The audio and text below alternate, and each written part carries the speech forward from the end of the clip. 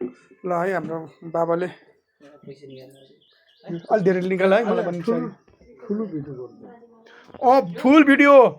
ल हाम्रो गाइज हाम्रो बाबाले चाहिँ ढिँडो खाँदैछ के हो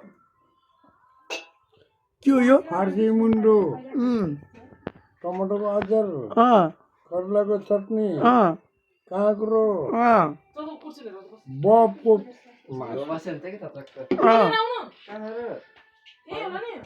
त्यसमा चुप्नी पहिला अहिले नै खाइसक्यो खान्न चटनीसँग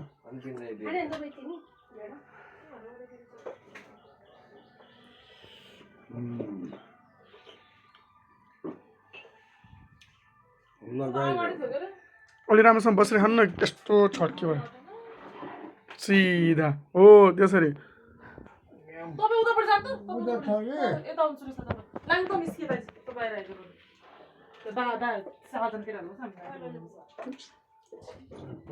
सुरज